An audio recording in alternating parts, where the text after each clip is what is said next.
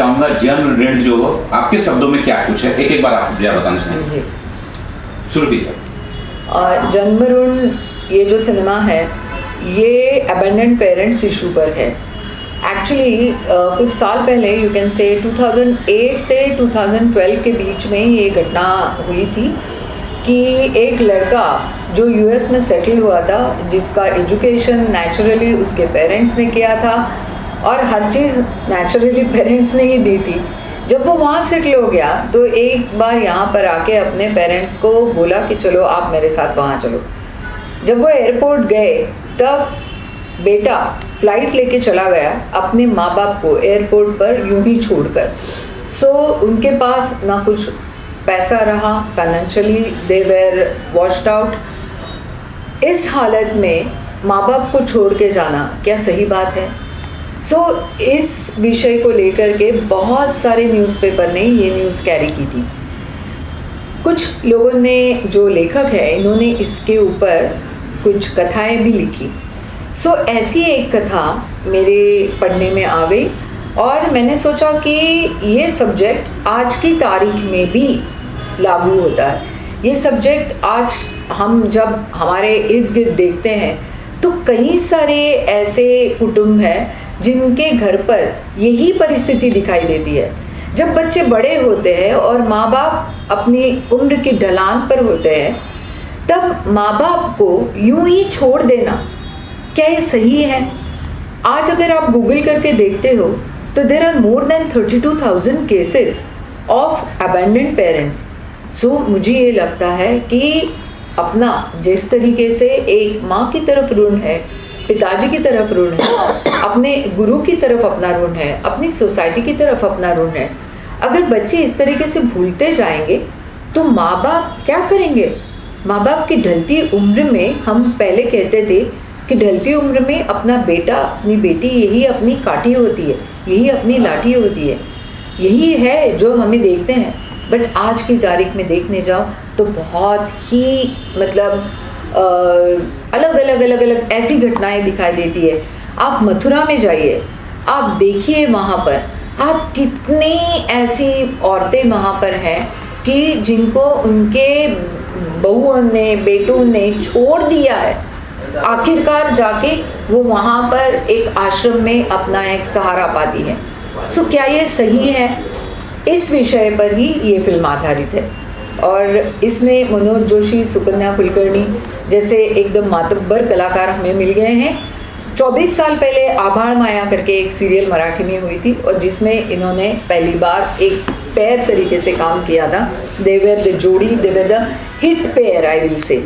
सो वही जोड़ी आज 24 साल के बाद मेरी फिल्म में यहाँ पर है और वही केमिस्ट्री है उनकी और इतना सुंदर अभिनय है दोनों का कि मतलब मैं क्या बताऊँ। एज अ डायरेक्टर मुझे कुछ कहने की ज़रूरत ही नहीं पड़ती। रादर मनोज जोशी जो है कहते थे चलो चलो चलो शुरू करते हैं। फिर मेरे डीओपी बोला करते थे अरे रुको मेरे लिए एक रिहर्सल तो दे दो। सो एक बहुत अच्छे से हमने ये फिल्म बनाई है। Another thing is that we have shot the whole of the film in Dapoli. You can say 15 days का मेरा पहला शेड्यूल वहाँ पर रहा। देन मेरा T2 इंटरनेशनल पर भी शूटिंग हुआ है और बहुत सारे बाकी इधर अलग अलग लोकल्स पे भी शूट किया गया है। और इस अच्छी फिल्म का एक बहुत ही अच्छा गाना जो हमारी संगीतकार है, ये गीतकार हैं और सब लोग इसको एक सिंगर तरीके से जानते हैं, बट ये पहलू इसका अभी तक आपके सामने नहीं आया है। शी इज़ अ फैंटास्टिक गीतकार, फैंटास्टिक संगीतकार, वैशाली सामंत। आपने इनको बहुत बार दाजीबा गाना हो या अलग अलग दूसरे उड़ते हुए सॉन्ग्स हो, कोमड़ी पड़ाली, ये मराठी में जो था उसके बाद में उसको हिंदी में किया गया था, बट ओरिजिनल वैशाली ने गाया हुआ है। सो और सुदेश भोसले जी का साथ हमें मिला है इसमें। तो बहुत ही अच्छे तरीके से ये फिल्म का निर्माण हुआ है और ये फिल्म 22 मार्च को ऑल ओवर महाराष्ट्र प्रदर्शित होने जा रही है। तो मैं यहाँ आपके ज़रिए ये आह्वान करूँगी हमारी पब्लिक को कि आप प्लीज़ अपने नज़दीक के सिनेमा घरों में ही जाकर ये फिल्म का आस्वाद ज़रूर ले लीजिए। मैम आप क्या कुछ बोलना चाहेंगे इस फिल्म को लेकर? अपने किरदार को थोड़ा सा बताइएगा। जन्म ऋण मेरे लिए एक मतलब इस उम्र के जो लोग हैं उनके लिए है। और अभी तो सब कुछ तो बता दिया है एक्चुअली कांचन जी ने, तो और मैं क्या बताऊं, लेकिन जो मेरी जो भूमिका है वो बहुत अलग है, मुझसे 10 साल से बड़ी है, इसलिए करने में बहुत मज़ा आया। और विदाउट मेकअप, कम से कम मेकअप मतलब बोलेंगे, और पूरा मतलब उसका जो साड़ी है या वाइटनर है वगैरह सब जो है वो बहुत अच्छा लगा।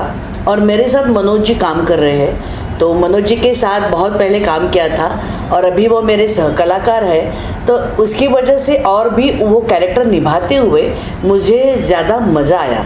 मज़ा मानने की ज़्यादा बोलने की ज़रूरत नहीं पड़ती है, लुक्स आदान प्रदान करने में भी हमें ज़्यादा बात करने की ज़रूरत नहीं पड़ती है, वो अपने आप हो जाता है। तो उसमें जो मज़ा आता है ना, या इम्प्रोवाइजेशन जो करते हैं हम लोग, मतलब स्क्रिप्ट में नहीं, स्क्रिप्ट जो लिखी हुई होती है, जो लिखा है कांचन जी ने, तो वहीं पे हमने कंसंट्रेशन किया है, ज़्यादा कुछ बदलाव नहीं किया है। क्योंकि मेरा ये मानना है, मेरा ये कहना है कि लेखक जो लिखते हैं वो कुछ सोच समझ कर लिखते हैं, और पूरा सिनेमा उनके दिमाग में होता है और हमारे दिमाग में सिर्फ हमारी भूमिका होती है। तो इसलिए, और आगे पीछे जो भी सीन्स है वो उनको पता होता है, और उसका जो एक लय होता है, एक सिनेमा का भी एक लय होता है, और उसी हिसाब से जाना चाहिए।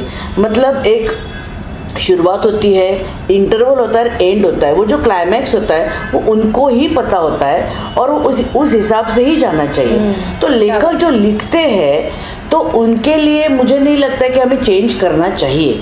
और दूसरी बात यह है कि इतने सालों से ये काम कर रही है तो उनको पता है कि क्या चाहिए अभी। और दूसरी बात है कि बहुत ऐसे स्टाइलाइज करके लिखा नहीं है, जो हमारी जो बोली भाषा है, जिस भाषा में हम लोग बात करें उसी भाषा में लिखा है, इसलिए उसमें ज़्यादा कुछ करने की ज़रूरत ही नहीं पड़ी है। तो जैसे हम लोग अभी बात कर रहे हैं वैसे एकदम सीधी सादी बोली है जो लोगों को समझ में आएगी और लोगों को अच्छी लगेगी, इसलिए वो तो चेंज नहीं किया। लेकिन लुक्स में या कुछ हाथों से भी हम लोग अभिनय करते हैं तो वो उसमें थोड़ा इम्प्रोवाइजेशन हम लोगों ने किया है, और वो बहुत अच्छा लगता है कि जो हम दोनों एक साथ काम किया है। लेकिन फिर भी हमारे साथ एक यंग लड़का भी है, तुषार, और वो तुषार हिंदी सीरियल में ज़्यादा काम करते हैं, तो उनका भी साथ बहुत अच्छा मिला है। तो दूसरी बात, हमारे साथ सुशांत शेलार है, पेंडसे जी है जो वहाँ के स्थानिक कलाकार है, प्रज्ञा जी है। लेकिन एक भूमिका जो होती है ना, ये इन सारे कलाकारों के साथ ही उभरती है, ऐसे मुझे लगता है। एक अकेले में कुछ नहीं कर सकती, उसमें बहुत सारी चीज़ें होती है कि कैमरामैन का भी काम इतना अच्छा होता है कि जो लाइट देते हैं वो, तो मेरे आँखों से जो निकलता है वो आपके ऑडियंस तक पहुंचाना वो उनका काम होता है। या जिस तरह से एकदम सीधी साधी लेकिन बहुत ही प्रभावी, बहुत ही विचार करने लायक जो हमारी स्टोरी है, उसी हिसाब से कांचन जी ने डायरेक्शन किया है। उसमें बहुत कुछ झाप झूप स्लो मोशन ये ऐसा कुछ नहीं डाला है, और इसीलिए वो भाती है, हमें वो बहुत अच्छी लगती है। कि जैसे हमारा एक लाइफ होता है तो हमारे लाइफ में जैसे हम लोग चलते रहते हैं वैसे ही ये स्टोरी चलती रहती है, ऐसे मुझे लगता है। तो और मुझे ऐसा लगता है अभी कि मैं भी एक माँ हूँ, एक लड़की हूँ, एक बहू हूँ, किसी की बीवी हूँ, तो ऐसे लगता है कि वो हर एक जन्म का ऋण होता है अपना, वैसे ही अपने बच्चों की तरफ भी अपना एक ऋण होता है कि भले ही हम लोग संस्कार देते हैं, हम लोग उनको सिखाते हैं, अपने बलबूते पर खड़े रहने के लिए हम लोग उनको तैयार करते हैं, लेकिन उसका उपयोग वो कैसा करते हैं वो बहुत ज़रूरी होता है। ऐसे मुझे लगता है कि अपना नाम रोशन करना चाहिए, क्योंकि उनके नाम के पीछे अपना नाम लगता है। जैसे मेरे नाम के पीछे मेरे पहले माँ का, पिताजी का नाम लगता है, तो उनका नाम रोशन करना ये भी मेरी जिम्मेदारी है। तो वैसे ही मुझे लगता है बच्चों की तरफ भी अपना एक ऋण होता है, तो ये सब जताना चाहिए हमें। तो ये है जन्म ऋण। और इसमें जो एक गाना है, मतलब कांचन जी ने तो बताया ही है, लेकिन वैशाली जी ने जिस तरह से वो गाना बनाया है, तो वो पूरा हमारे फिल्म का सार है, मतलब उसमें उस गाने में ही सब कुछ आपको पता लगेगा कि क्या है एक्चुअली ये फिल्म। और वैशाली जी ने, मतलब एक अलग वैशाली जी हमें दिखेगी, एक जो उनकी तरलता है, जो एक्चुअल है वो आपके सामने आएगी। और जब भी मैं वो गाना सुनती हूँ मेरे रोंगटे खड़े होते हैं और मेरे आँखों से पानी शुरू हो जाता है। लेकिन वो मुझे पता है और मुझे विश्वास है कि वो आपको भी बहुत अच्छा लगेगा गाना, जो हमारे मन में चलता रहता है। मतलब जिस तरह से ये स्टोरी है, मुझे विश्वास है कि वो आपको विचार करने के लिए, सोचने के लिए मजबूर करेगी। और वैसे ही इनका गाना भी है कि वो गाना आपके दिमाग में रहता है। आप थिएटर के बाहर आएंगे ना तो भी आपके दिमाग में वो गाना रहेगा और आपको सोचने के लिए मजबूर करेगा। तो ये है जन्म ऋण, और आपके ऊपर भी हमारा ऋण है। तो ये हमारा जो चित्रपट है, हमारा जो सिनेमा है, फिल्म है, वो आप चित्रपट गृह में जाके ही देखना, क्योंकि 3 घंटे आप हमारे साथ होते हैं।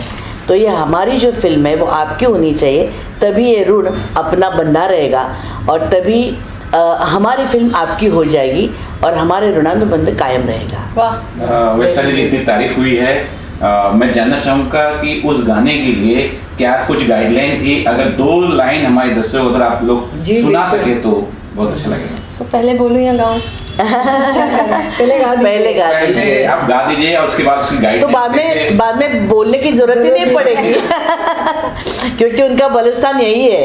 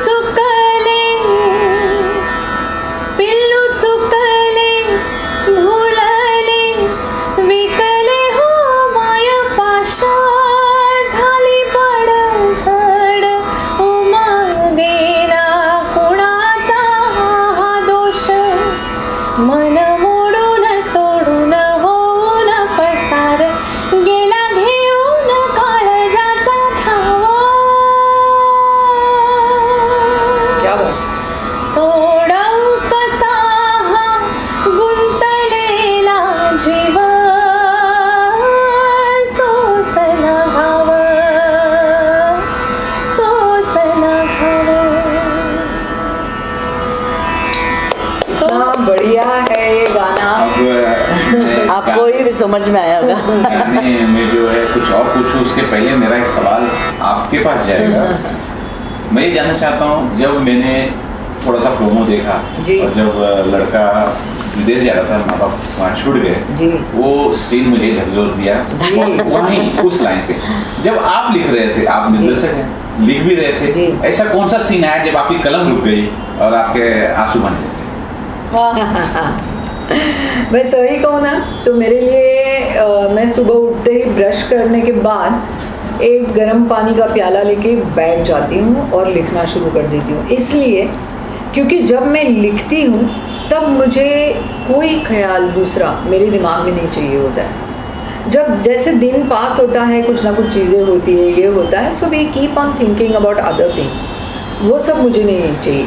सो मैं जब लिखने बैठती हूँ तो जैसे ये गाती है तब इसके आँख बंद हो जाती है और ये पूरी तल्लीनता से गाती है जब एक कलाकार काम करता है, मैं इसके लिए ये चीज़ कहना चाहूँगी, she has never used glycerine at all.